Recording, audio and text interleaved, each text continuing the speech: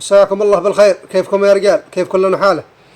هذه القصيدة من أبو أحمد الحوثي يقول فيها: سلام اليوم كل يسمعه يسمعني الحاضر من الشيبة وشاب، من أرضنا جينا ونحلف على القسم، منا مع القرآن لا يوم الحساب، ونا مع الدستور وأصحاب النظام من يحكموا بالصدق من وسط الكتاب، الموت لأمريكا ولعنة على اليهود والنصر للإسلام من بعد الغياب، تخسى بلاد الغرب ويخسون العرب، من أيدوا سلمان في خلع الحجاب، ومن أيدوا سلمان حين أعلن وقال بيفتح الترفيه لعشاق الشراب، ومن أيدوا سلمان في خس الحروب والقتل للأطفال وانواع العذاب، لو ما الخيانة جات من بعض البشر ما ينجرحش الصقر من يد الغراب، لعنة على الخاين ولعنة على العميل، لعنة عليكم تنطبع في كل باب، تحرم عليكم أرضنا ما تدخلوا، وإحنا لنا صرخات تتعدى السحاب، وإحنا لنا صرخات تتعدى السحاب. طبعا جاوبت عليه قلت: حيا لأبو أحمد صميم القبيلة ما تلاقي مثل الأصوات من رؤوس القصاب،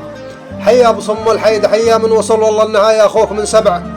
العقاب، ما لاقد القطة تقلد كالنمر حتى ولو يعلق لها مخلب، وناب يبقى الأسد يا قطع علي هيبته ولا يهمه يوم نباح الكلاب، واحنا اعترفنا يا صديقي الأول يخافك نسيت أيام ما كنا الصحاب، عارف مغازينا وتعرف من معك أيام ما تخطي وردك للصواب، واليوم عاد الجمل باقي بيننا وطالبك يا أخوك ذا أول الطلاب، خلي السياسة والسياسة لها، خلك رجل فلاح لاحان الصراب، ما لاقد الفلاح ضيع مهرته ضاعت محاصيله وسحبه والذهاب، أما الولد يعطيك خافك مرتشي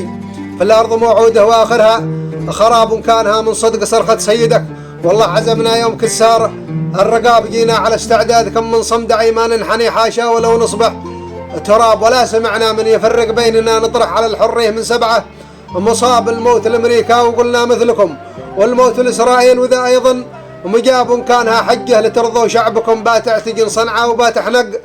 وصاب، وين السفينة وين قل لي جنبت،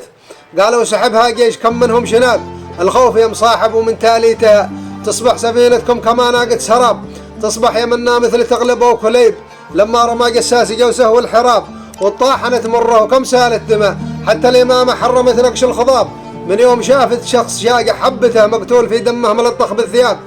واليوم عندي شك من فعل البسوس، فاهم كلامي يا زميلي والخطاب، ولا السفينة تقلبوها للبرع في ظهرها تبتاع سلته والكباب والختم، صلوا على النبي وظهر بشر، هذا جوابي لك وذا أقوى جواب، هذا جواب.